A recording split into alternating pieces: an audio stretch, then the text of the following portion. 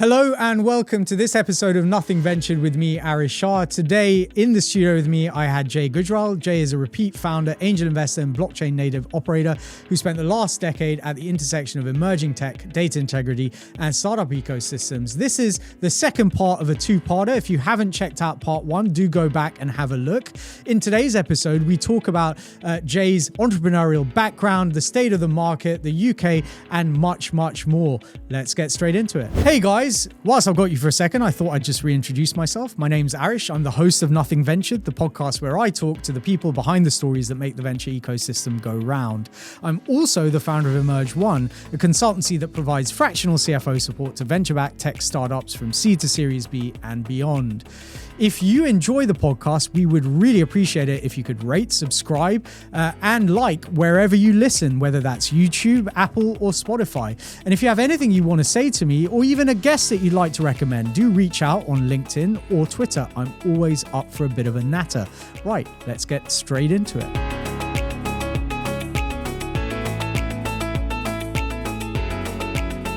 Can I ask you this question? So this intrigues me at a cultural level. Was your family entrepreneurial? Yeah, my dad is. Yeah? Yeah. Well, both my parents are actually. So they both had... If you tell me you had a cash and carry, I'm No, going to it slap wasn't you. a cash and carry. It was an art shop called Athena back in the day. An art shop? Yeah, as in like that was in the beginning. It was all like Athena. The posters? Yeah, Athena posters. So he had Is a that load his of them business? across London. Yeah. So he had a load of them across Jesus. London. And then he worked in recruitment for a bit and then started his own recruitment company and did very, very well. Was doing, millions in revenue a year. And Excellent. then financial crash happened and restructuring and all that sort of stuff happened. But yeah, he's happy doing as now a one-man band, just doing a few deals a year, and he's happy doing his own thing. But yeah, my dad's always been entrepreneurial in that sense. And then my mum was helping him alongside all of those ventures along the way as well. And how much do you think that played into? Because again, like, this whole narrative that's been out there with Gary's economics and whatever, all that crap, like, your heredity is your provenance defines where you're going to go, right? Like if you don't have a rich dad, if you don't have whatever. But I don't agree with anything that he says, clearly. Let's just get that on the record. But I do think it helps when I think it helps having come from an entrepreneurial family. No, it helped to understand it helped a lot the risk because and what you're going to do. My dad was in a really comfortable job. Like he was the best recruiter at the company he was at, earning huge amounts of money, and then decided to leave and start up his own thing and then take all the clients with him because they were buying into him. And I was like, but it wasn't just that. Like I only learned that bit later on in life. But when I was younger, it was a case of I'm being exposed to like Tony Robbins and all these sorts of like self-help business like things are in the back of my mind constantly. You're just hearing it in the car, whatever, and then it would just resonate. Like I remember, I think I was like 5 years old when I'd get one of those gold felt tip markers. Like I'd take rocks from like the garden, paint them, and sell them at school for 50p, for example. Who's buying? Honestly, who's buying gold rocks? At school, I'd realised what Alibaba was early in the day. Yeah. It wasn't Alibaba; it was DHgate back in the day. Like when I was like 14, 15, like the first Chinese site that I saw, and I was like buying USB sticks from there, like gaudy gold watches, selling them at school for like 50, 60 quid, and it was ridiculous. But like that's what I started doing, and it was just the first of like I'm actually really enjoying like business like this, if you know what I mean, and that's what was really interesting. It's a hustle. So my corollary to that, highly illegal, but I was selling mixtapes at school. Yeah. Like, I've done the mixtape thing. Yeah, I've done the mixtape. And then I just remember one day, like I literally had a briefcase full of these mixtapes, and I just remember like the head of middle school or the head of whatever he was, the head of whatever. I think it was the deputy headmaster. Yeah. And he just came, Mr. Shah, you're going to have to stop doing this. I said, what do you mean? And I had no idea it was illegal. No, you just do it. I didn't know copyright laws. Exactly. What are you talking about? I was just recording providing a service. Yeah, exactly. Buju Banton, people wanted it. Like, no, I did the same because then I'd then do the same thing where I'd realised that I could burn DVDs on I bought a burner. Yeah. I'd burn DVDs. I'd LimeWire, rip it, sell it at school, and I was like, this is great, but that's just what I love doing. And would I have done that if my dad wasn't how he was? Probably not. Yeah. Like it is in, I'm not saying my dad's a wheeler dealer like that, but Yeah. I was like way more intrigued by what business was at such an early age that I started to learn and teach myself all these sorts of like techie things. I mean, I do think there's also a massive, I mean, like, you know, not to get into this detail necessarily, but like presumably your parents or their parents were migrants to the UK. I think there's a migrant mentality that comes with this stuff. I think there's also like, just frankly, like a subcontinent Indian mentality, like, you know, so I'm Gujarati, and like, you know, Thatcher described the UK as kind of a nation of shopkeepers.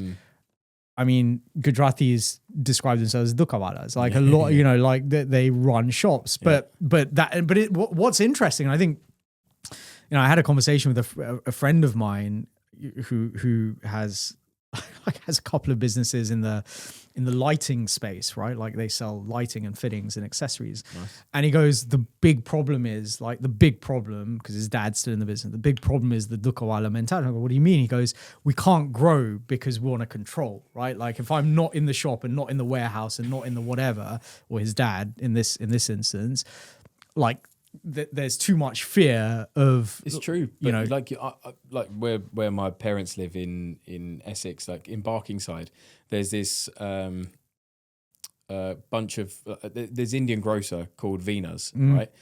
I've known it for years. That's where we go and get all our, you know, Indian stuff from that we need, spices, whatever. No, but there's a couple of good ones around the corner. I can tell you that, but like 10 years, it'd been there, if not slightly longer. But now they've taken over the shop next door, then the shop next door, then the shop next door. And this whole row of shops has now turned into this basically almost like a superstore. Yeah. But you see the same faces there all the time because they don't want to not have, like you said, the control of it. But they're now growing it into this empire. And it's actually incredible to see because they're so hardworking. God knows what time they start. God knows what time they finish. 7 days a week, they're there. And they just love what they do. Like you can tell it's like family run as well. And it's incredible. All right. Well, look, I want to move on to some other stuff. That was a bit of a diversion. Look, you and I have, I mean, like, you know, we have a couple of WhatsApp chats that we're on, and you know, there's a lot of banter that happens. I mean, a lot of it is obviously kind of Chatham Housey banter, but let's have a quick chat about where you see the wider kind of state of the market, venture, the UK. Like there's a lot of negativity and like weirdly negativity and positivity. So you have Project Europe, you know, and I know Alex McDonald really well, who's obviously, you know, one of the LPs, but you know, quite you know, vocal about what they're doing, as is obviously Harry Stebbings and the team that he's built around that. But then you equally have this kind of very doom and gloomy kind of atmosphere in the UK where it's like, well, it just feels like everything's a bit well, going in the wrong direction might be too strong, but it certainly feels like things are slipping in some ways. And then obviously you've got what's happening in global markets in the US and you know, the both the trade war and the actual wars, etc. So yeah, I mean, like from where you're sitting, and you were heavily involved with Block Dojo, you're now doing Record, you've been in the kind of VC environment for quite some time. Yeah, what are your thoughts? Where are we? Where do you think we're heading? Honestly, I find it really difficult to answer that only because it just seems to change so quickly, like every day. I think if in my brutal view, I think that anyone trying to be an emerging fund manager right now is going to really struggle. Yeah, to be honest, I agree. I think that money is going in places it knows it can actually make a return now, rather than go down a more risky route. Yeah. I think you're seeing a lot more like CVCs pop up. So businesses, corporate venture capital. So you're seeing businesses start their own venture capital arms to the business because they can trust where that's, you know, what they're investing in and where it's going to go. And I think I do see it going down a more corporate route now. And then like and just going back to the established brands, the ones that have been here for, you know, 5, 6, 7 years, maybe 10 years plus, money going back into them, because where would you rather put your money right now? Are you going to risk it and get, I don't even know what the average return has been in UK funds recently, but it's probably 4, 5, 6% max. Yeah, exactly. But I mean, in terms of like UK venture capital funds, VC funds, in terms of the UK VC funds, in terms of the emerging ones or the ones that have emerged, the average is 1.8. That's what I mean. Whatever it's worth. So it's not that exciting? Well, I think there's a couple of problems with emerging funds, right? I think a lot of emerging funds, managers came out sort of in the 2020s, 2021. Yeah, when there's lots of money. A lot of money floating around, right? Able to take a punt. Now, if I was an LP going into those funds, exactly to your point, right? Going into those funds 2020, 2021, not seeing DPI, still too early probably to see DPI. I've got less risky returns here. You know, am I gonna invest in fund two? Possibly not. And it's not even just emerging managers. I know established managers that are struggling. Not struggling, right? Struggling is probably the wrong word, but it's taking longer to raise their fund 3 or 4 or whatever it is than one would have expected, given the pedigree and given the performance in the past. The thing that worries me actually with the emerging manager narrative is, you know, we had a lot of emerging managers coming up, certainly in the UK over the last several years, that were very focused on underrepresented groups, right? Whether that was funds focused on female founders or entrepreneurs, or whether that's funds that were focused on, you know, ethnic diversity or minority ethnic kind of founders, or whether it's, you know, specific sectors or whatever, right? And the concern I have, right, because I think that was a great step forward. Yeah. And these are small funds. We're not talking like, we're talking 5, 10, 15, 20 million, right?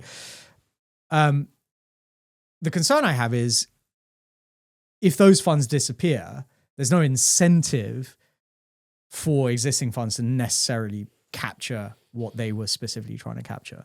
Yeah, and it's difficult when you've got Trump coming out with, you know, anti-DEI stuff, and you've got businesses, I think even Google removed DEI departments, right? Because they're not actually seeing the value it's bringing. It's, you know, it's just a pot of money that's going into departments, and it's not really providing the value that they see it should be providing. So when you've got that on top of then trying to fund, you know, what you're trying, this is where I think that, and we were talking about this earlier, where Bay HQ, which is something that we both know, British Asian Entrepreneur HQ, where shout out to Amardeep, also been on the podcast. Amardeep, yeah. And then you've got like Founder Vine with a big focus on you know, black founders, for example. Like, I think networks like that, community led, the community led stuff, I think is where it's going to be far more powerful than. I also think that's where funds will go, like community managed funds, or like community powered funds, if I can put it that way. But this is what. Yeah, and then taking it back to a Web3 thing, that's what. Of course you are, because but that's what a DAO is. Yeah. So that's what decentralized autonomous organization. For those that don't know, I should actually start defining what I'm saying. No, I hate acronyms. Yeah, but the fact that I know, I do like that. I mean, but that's a really, really useful thing about what a Web3 thing, like where you've got a decentralized voting system for where money should go in a fund, for a group of people, or decision making should go. So I think that this is exactly what you're saying. I think that that's what's going to happen. It is going to be community led. It is going to be money going to, and that's what Founder Vine are seeing. They're now growing in the US. Bay HQ is growing by setting up its own fund and wanting to invest in founders. I think that's the best way of understanding that ecosystem as well. So my thoughts, for what they're worth, which is often not a lot, but you know, that's fine. But my thoughts are, I think we're entering into a very, very large reset of the venture ecosystem. Same.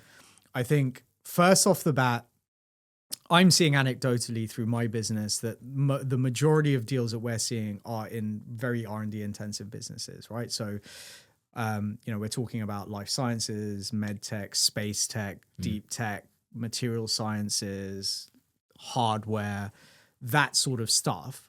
And all of which has a software layer, right? But it is very, very R&D intensive. So we're talking, you know, years to commercialization, right? These are not businesses. It's not a B2B SaaS where you can like build some tech and basically go out and, you know, hopefully ship it. No, but there's an actual asset in the back end. There is an actual asset, but the asset might not be worth anything because if the R&D is not like conclusively proven to work, then it doesn't work, right? But the problem so what you then have is what was a 7-year potential life cycle for a business, for a VC to invest and harvest that investment. It's 15. It's now 13, 15, 20 years, right? And on top of that, a certainly, that lends itself to specialists rather than generalist VCs. So I think generalist VCs are going to start struggling a bit more, maybe.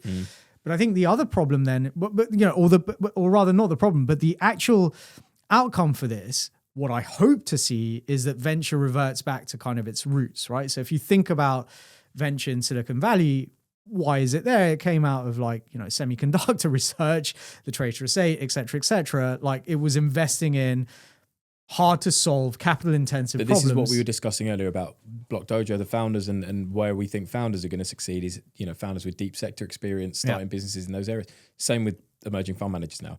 You can't just be a generalist emerging fund manager and think that you can raise a load of capital. Yeah. Because it's really, really So I'm difficult. screwed. That's what you're basically telling me, right? It's maths and Excel and stuff. So yeah, there's probably something there. But do you know what I mean? I think that if you've got sector expertise and you've got that edge on someone who doesn't have that, then of course you're gonna win. Yeah. So I think. Yeah, but I think this reset is happening. I think there's some positive. I think the other thing that I think is super interesting is Europe in a world where the US is not necessarily as friendly as it used to be. That can change overnight, as we've seen, right? So, like between this podcast being recorded and the time it comes out, that might have pivoted 30 times. Yeah. We don't know. But what it seems to have done is galvanize Europe to figure out that we need to actually think about like looking after ourselves a little bit. And what I hope to see, because the one thing that Europe and the UK does have is talent, right? Like, and it has incredible research, knowledge, universities. Like, we actually are very good at that sort of stuff. I mean, I've had this conversation with a lot of Italian VCs because my wife's Italian, I speak Italian. It's like easy to have these conversations. And one of the things, because I always sit there and I'm like, it's so depressing. Like when I go to Italy, no one understands this stuff because no one's talking about venture or tech because it doesn't exist as really an asset class out there, which is bizarre because like I always say, Italy invented private equity. Why have they struggled with venture, right? But anyway, the point is Italy actually has some of the smartest research grads in Europe, right? Because their programs, like even to get an undergrad, you've got to sit through like 10 years in Italy. It's like bizarre. But anyway, but what happens, because there is no ecosystem, they go to the US. They maybe come to the UK, possibly, but like the US is where you go, right? Because that's where things happen. So given that strength of talent and the pool that we have, if we can get the capital to start matching that, right? And I've had this conversation with a ton of people. We're really great pre-seed, seed, Series A. Thereafter, like what the hell? And this is why everyone goes to the US, etc. Like what Fixer did, they did the same thing. They moved straight to Silicon Valley, didn't they? But that was because they're now in. Well, I can't remember who gave the anecdote about it, but it's now they're in this building with all sorts of other like aspiring founders, and they're all working together. It's the FT article, right? Oh, that was it. Yeah. That again, Alex McDonald. That was it. It was from Alex McDonald. Yeah. So and he's done the same, right? Topco in the US to get the capital. Operating co in the UK because that's where like the team is, and it's more efficient and it's more cost effective actually to have a team here, right? But equally, like we see it, like obviously as CFOs, we see all the time Topco flips, we see companies move, and in fact, like a lot of funds that we know, principally, if you don't go to the US, the fund is not going to invest in you because they just know that's where the opportunity and outcome is, that's where the capital is, that's where the market is. Yeah. And it's still crazy. US is a market of 300 million. Europe is 500 million. Yes, it's slightly more fragmented. You've got language problems, whatever. But like if we could get our acts together, I kind of feel like there's a real opportunity here. Oh, I think there's a huge opportunity. And that's why what Harry Stebbings is doing in Project Europe is actually quite interesting. I want to see how it plays out. I think it's interesting. But I think that there is a lot of low-hanging fruit. I think So again, for what it's worth, I think it's completely the right direction and it's completely the right thing to have, it is a valid thing to have done, right? Like whether it's right or not, who knows, right? But that's the point. We'll find out. Yeah, we'll find out. Like you have people arguing that, well, hold on, why are you restricting to 20-year-olds? Why are you restricting, or whatever the age bracket is? Why are you taking 6% equity? Then it's just VC being VC. Like, why aren't you doing it in a different way? Because, Peter Thiel and the fellowship is like a very different structure. And, you know, I have Doug Scott, who you probably know of, if not know, you know, he has arguments of that. He's moved to Guernsey and he's like, right, I'll give you $100,000 if you want to come and just have some chats in coffee shops. Like that's his, and his approach is that, like, give money to smart people and let them figure it out. Don't worry about the equity side of things. You know, that'll happen at some point, right? I don't know, right? But I think the fact that we're now having this conversation, how do we encourage more people to kind of take those punts early, and goes back to your grad lancer story. Like when you're doing it at 20, 21, 22, 23, yeah, you'll do the 80 nowadays. Like I can't do that. Why? But that's the thing, at that age, like I had no ties, like there's nothing, like, and I was like, well, I can just no mortgage, no kids. And that was whatever. the reason I was like, oh, I could just focus on this business. I'm in a uni town, which is pretty cheap to live in. Yeah. I can continue to do it and see what happens. And that's, I'd probably, but then outside of that, if you look at half the founders that we brought into Block Dojo, they're older, older founders who've made their money. They've got deep sector expertise, and now they go, actually, now I think I can change it. Like Adeus, one of our companies, they're focusing on probate, the probate market and digitalizing wills and that type of thing. And I was like, yeah, brilliant. Love that. Yeah. Then we've got Libraro and Arsim, who's building a publishing platform. And it's like, actually, maybe there are, there's a first stage and then there's a second stage, a second group. Maybe the middle bit's confusing and maybe, they're the ones that you don't go after, but actually maybe you do open it up to some later stage founders. Oh, sorry. Later age founders. Well, no, the stats also show quite clearly that your mid 40s or your 40s are actually the most successcul outcomes for founders. You've told me that before. Yeah, I know. I mean, it's because I'm in my mid 40s. Like clearly, I'm biased towards them. No, look, and again, I think the point is, it almost doesn't matter like how they've started. The great thing is that they have started. Certainly when talking about Project Europe. But, and this is where my real concern is, like, I think the government, certainly here in the UK, like it is making it harder and harder to think about like entrepreneurship. Yeah, of course it is. Like, well, and this is where you get back to the Gary Stevenson, Daniel Priestley, Stephen Bartlett podcast. It is that, which I never watched. I watched it, and to be fair, I actually really enjoyed elements of it, should we say. God. I know, just watch it. But I think that's where it is very, very difficult to even consider being an entrepreneur right now, because you're thinking about how to survive. But then on the flip side, I went to uni just after the financial crash, and I'm like, but that's kind of how I was in a similar sort of boat. It was bad. When I was going, it's so bad, like, what, do I go get a job or do I try and make something for myself? And, that was... Yeah, no, look, I think more people could be entrepreneurs if they were able to take the risk, right? I don't think everyone should be an entrepreneur. No. Right? And equally, you don't want everyone to be an entrepreneur because you still need people to do work. No, right? but I do think that they should teach more of it from an early age. I mean, absolutely. Like that to me is mind blowing. Like the education system doesn't do simple like accounting and things like that. But it doesn't even do like the one thing that would create like massive wealth in this country is if you taught teenagers not to take out credit card debt and why that's about. Yeah, but for example. But there's a reason why they don't tell you that. Like, there's a reason why they want, and I say they, I mean, there's a reason why that's not taught is because that's how the money flows. That's what. Yeah, but as an educator, like, not that either of us are educators, right? No. But in a school system, like, you'd expect, like, okay, just basic freaking household budgeting, whatever it is. Yeah, what taxes mean. Yeah, like what the different taxes are. I mean, we've had Chris Donegan on the podcast, right? Chris is invested in a business called Black Bullion. Black Bullion was founded by a lady called Vivi Frigo, who I randomly met when I first came back to the UK in 2015. And she's built like essentially a business that does precisely this, but for university students who find themselves in financial difficulties, they are sent to Black Bullion to essentially get not financial advice, but like upskilling, education, right? Yeah. Like, and okay, hold on. Is it like you can't afford your fees for this term, but you were able to get the latest iPhone or whatever. And I know that's a shitty kind of example, but it's that sort of thing. Like, okay, well, hold on a second. It's true, but then look, when you go to university, you're given like this pot of cash as well in your student loan, and you've got to figure out how to make that work. But no one at any point has told you or taught you how you make this work. Yeah. So then you're thrown into that, and it can go one way or another. Yeah. Pretty quickly. Well, so Simon Hunt, who is he's just taken on a role at City AM, but he used to be on the business side at Evening Standard. He's on Twitter at the moment.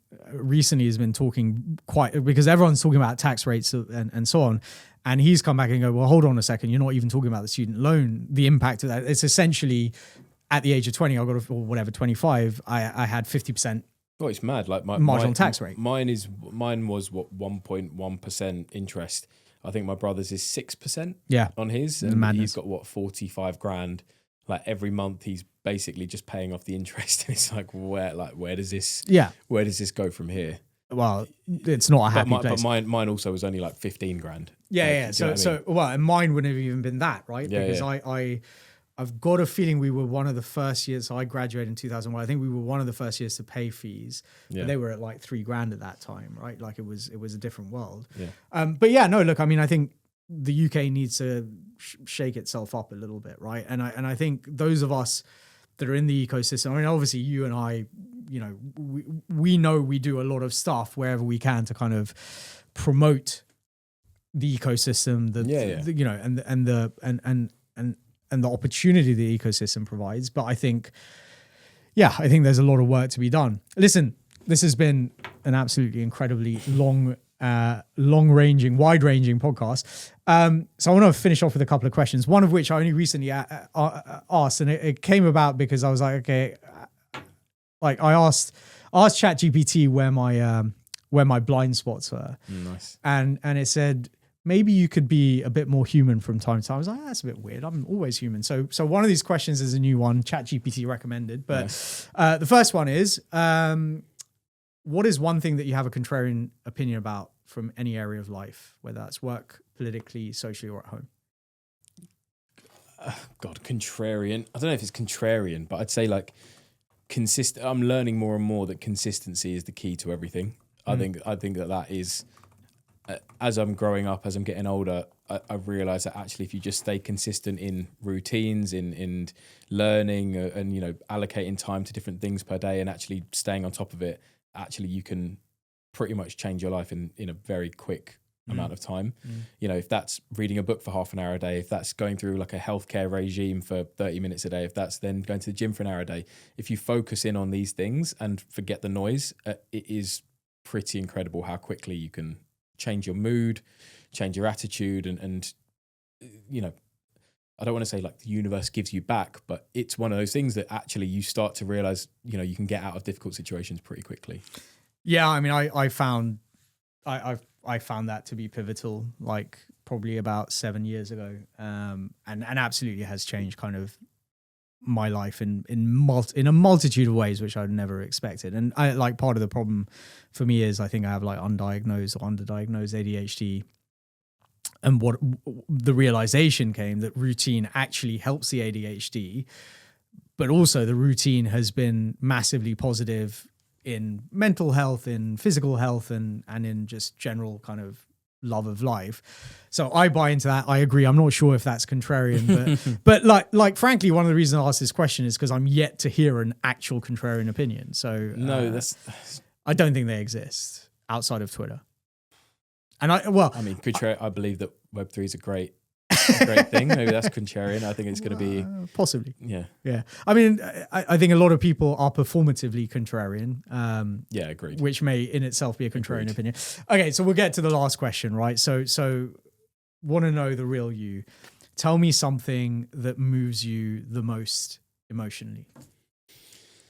God, this is such a difficult one because I'm literally not an emotional being at all, and my wife can vouch for that. But I think what makes me emotional,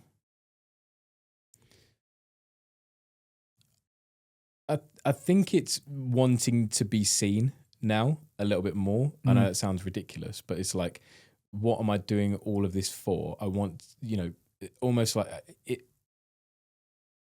I don't know if that's the right way to put it, but like feel like I'm doing something that's of value to a lot of people or to a big ecosystem or to, you know, to me, my wife, whatever. It's like that makes me quite emotional, being able to do something that I feel is like actually moving the needle in something. I think that's lovely. I think, you know, we talked about whether because you're brown, you had like entrepreneurial drive. I think a lot of this comes back to religious background as well. Yeah. You know, one of the lovely things about Gurudwara is obviously, you know, feeding people on a regular basis, right? Yeah. Like we, you know, similarly in my kind of culture, you know, similar sort of aspects. I honestly do think that sentiment, if I can put it that way, is a very Eastern philosophical kind of sentiment. And as you grow, as you build your family, you start wanting to give back more to community. It's like what my wife asked me, like if I ever won the lottery, what would I do? And it's like the first thing, and hers is exactly the same, is like, oh, I'd pay off your family's mortgages, like 100%. Pay off my family's mortgages, like I'd buy houses for whoever and give, you know, my mates this and all that sort of stuff. And I don't know how many other people would have that sort of view, but that's almost how I feel like, you know, what makes me emotional is I want to succeed to be able to do that. Yeah. But not just for like my family, for other people as well, because I find it quite, well, it's like when I'm one of those people at Christmas and birthday, I prefer to give because I like to see reactions rather than I hate receiving. Yeah, I absolutely hate it. I don't know. It feels like we're brothers from another mother.